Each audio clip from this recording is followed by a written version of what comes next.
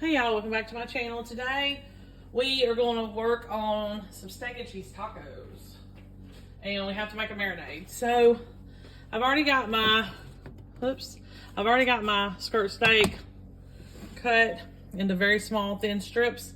We need to mix this marinade up, put it on the steak, and let that marinate for several hours. Okay, so what we're going to do is we're going to mix up some olive oil, and I am going to double this, so keep that in mind. So we're going to need 2 tablespoons of olive oil. We're going to need a half a cup of soy sauce. I use reduced sodium, so there's about a quarter, and then I need another quarter, and then we're going to put in some lime. We're going to need about 4 tablespoons.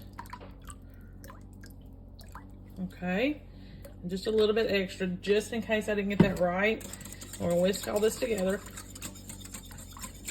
Okay, you can use fresh garlic, but I'm gonna use some garlic powder. I'm gonna need probably like 2 really good heaping teaspoons if we're gonna use the powder. And then we're gonna use some Montreal steak seasoning. I'm going to just put in what I think is enough. You have to be careful because it's got a lot of salt. I'm going to do 2 really good teaspoons of that. All right, we got our olive oil, our seasoning, our garlic, lime juice, and soy. Like I said, this is enough for 2 batches of the marinade, because I want to make sure I have enough. This is a little bit over 2 pounds worth of steak. And I'm going to pour all this over. And then throughout the day, I'm going to just kind of stir it around. But I'm going to let it marinate probably for about a good 4 hours at least.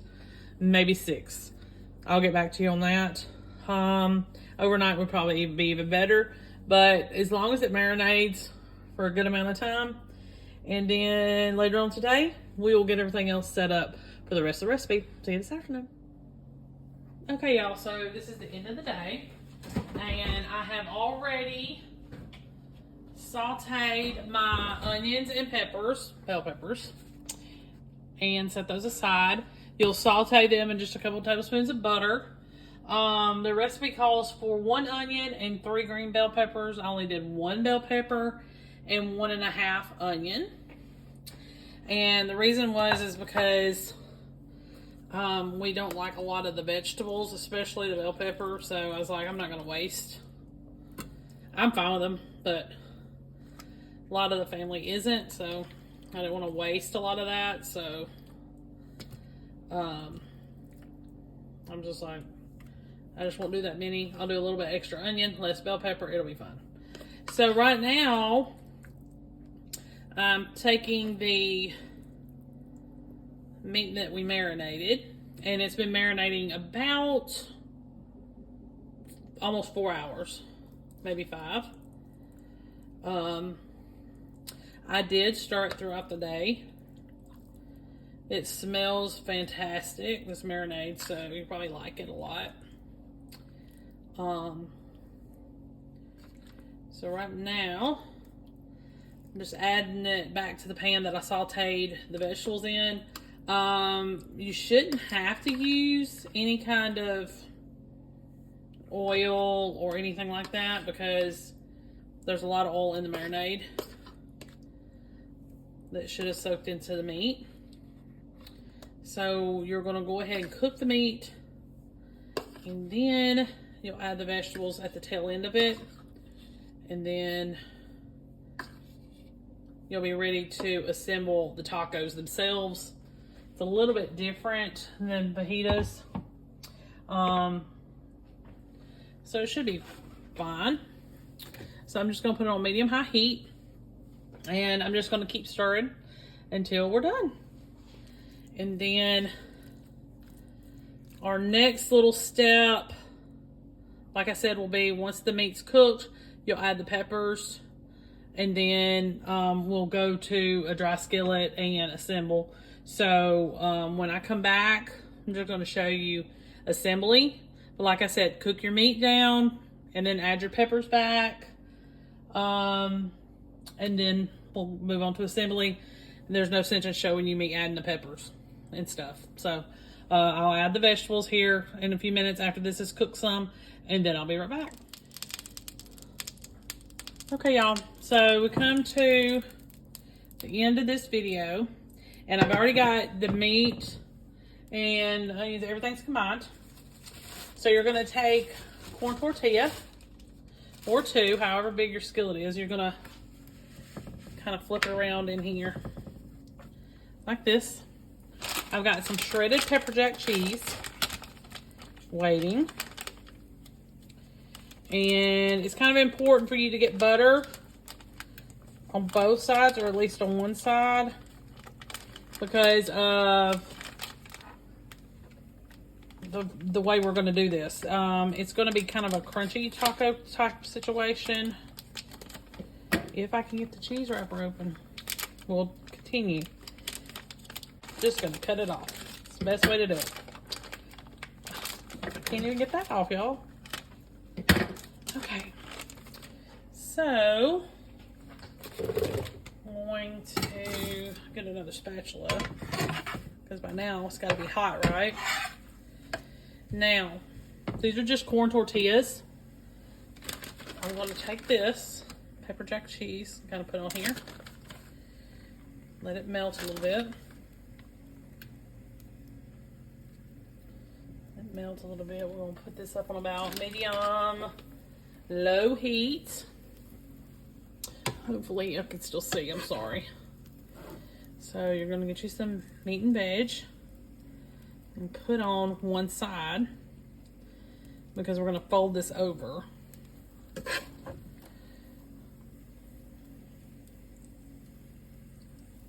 And that's about it. What you're going to do is once this kind of melts just a little bit, fold it, kind of make sure that it's cooked on both sides just a little bit, and then it'll just fold over like this. But I have to try to get it a little bit crispy on the outside so that it doesn't tear, because these corn tortillas are kind of like that. It's already starting to melt a little bit, so I'm just going to have to go ahead and do the thing. You're going to press it down. Probably going to tear anyway. Just do your best. Try not to burn yourself. Just kind of hold it down. Move this out of the way. We still got a little bit of butter in the pan, so each time you do this, you need to kind of do some butter. I kind of just do it on both sides. And then you're going to use your cheese as a glue, sort of, to kind of hold all this toppings in. Not perfect, but it'll kind of help hold it. Then get a little bit of your meat and veg and put over here. The reason why you don't do a lot is because these tortillas are small, so they're not really large.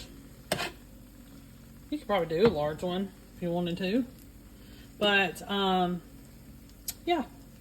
That's about all there is to it. Now, if you have a Blackstone or a griddle or something like that, it would probably be easier for you to do this. But I'm doing this on stovetop. See, you gotta be really careful. All your stuff's gonna come out. You can also probably do it in the oven. May not get as crispy though. Okay, let me get these finished and then I'll show you the final product at the end. Okay, y'all, so finished products. And these are gonna be tricky to make, so trying to keep them all together and everything. If you have a griddle where you can lay out a bunch at once, that would probably be very helpful.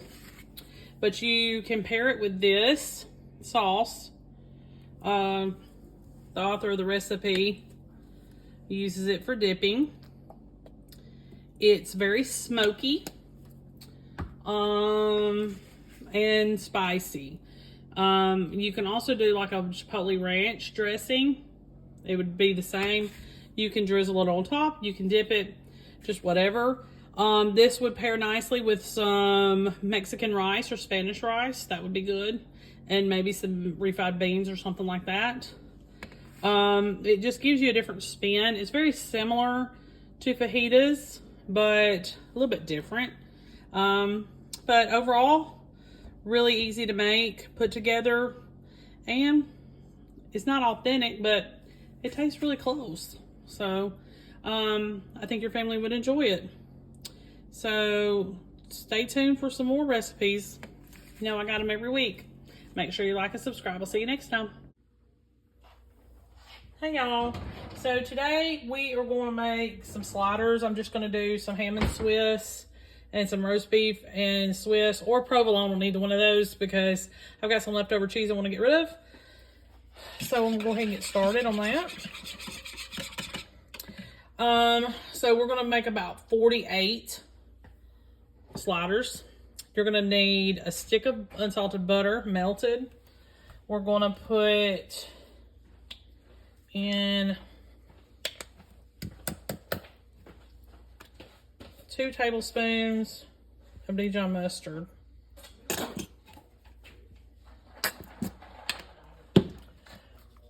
2 tablespoons of honey.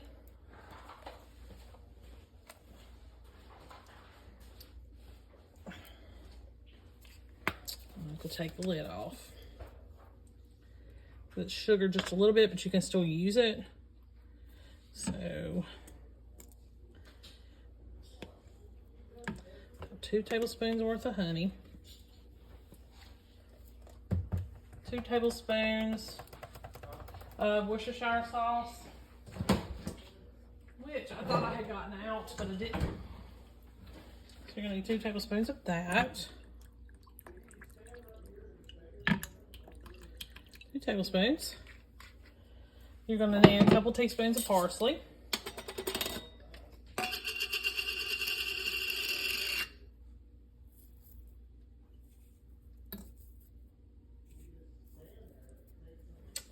Okay. A little bit of garlic powder, not much.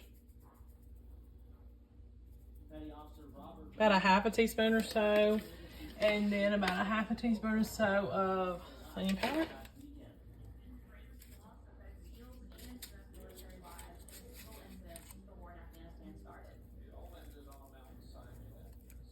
Okay. And some pepper. All right. So, oops. So I used this little bit of stuff for 48 sliders. That'll be 2 of the big packs. So this will be my little buttery sauce that goes over the top.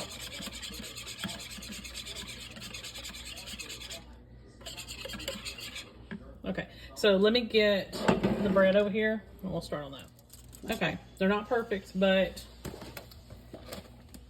we got it situated. So we always use White Forest ham. So what I'm going to do is I'm just going to spread this out.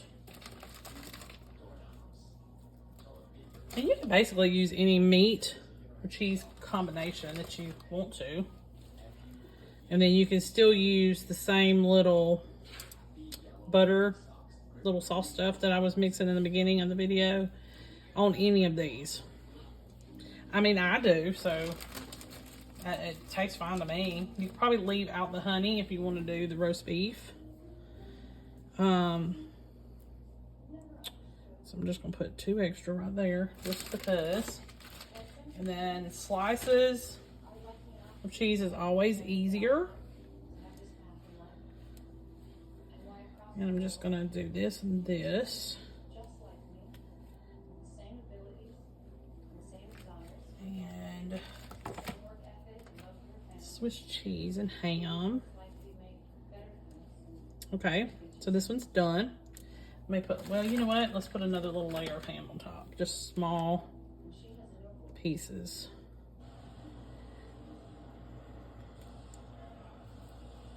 Go.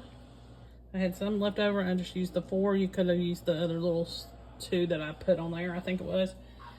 on top, it's fine. All right, so this one is done. And this one, I'm gonna do some roast beef.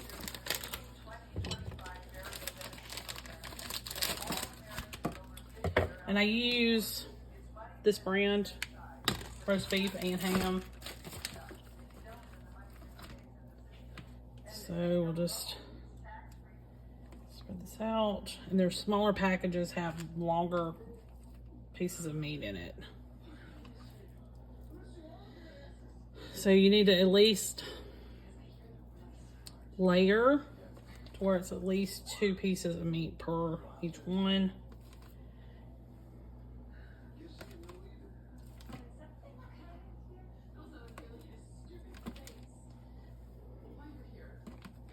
And I don't have hardly any left of this, so. And then I'm gonna just use the Swiss cheese because that's what I have. Pepper jack we've used before, and then that was always a hit too. But like I said, I'm trying to get rid of some leftover cheese, so usually what I do is I'll find a recipe that I can incorporate the stuff. And then that's it. And then I'll do the other set off camera. But what you're gonna do now is you're gonna take your butter mixture and make sure it's good and mixed together. And then you're just going to brush it on.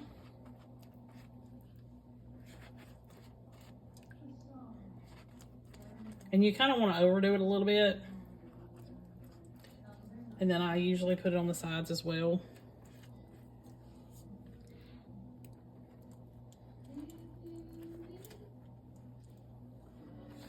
And I'm going to do it on both flavors.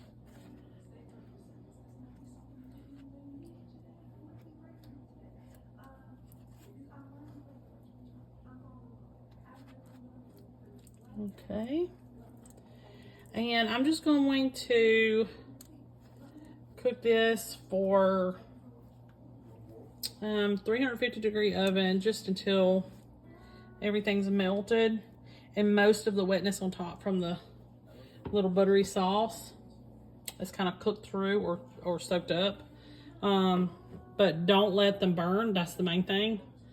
And they will. I did have some, I've got this full lined and I've got a little bit of spray on there just to try to help protect them. 350-degree oven just until they're melted, and this has kind of absorbed a little bit. And they're going to toast quite a bit, so also keep an eye on that. And I'll be right back here with the finished products. Okay, y'all, so this is the finished product. I did let it rest a little while and cool down a little bit before I started cutting into it. That helps a lot to finish absorbing the butter sauce and everything. If it ever looked like I was being more inconsistent with the layering and stuff like that, these are very forgiving sandwiches, so you can do that. But they turned out great. Make sure y'all can see. You can mix it up and do any type of meats and cheeses you want. It's a very forgiving sandwich, and they're really easy to make.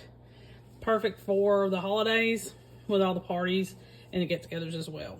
And I just paired this with some Sun Chips. You can just really put anything with it, but it's kind of like a party food, but we also serve it for supper sometimes too. Okay, make sure you like and subscribe. I'll see you next time.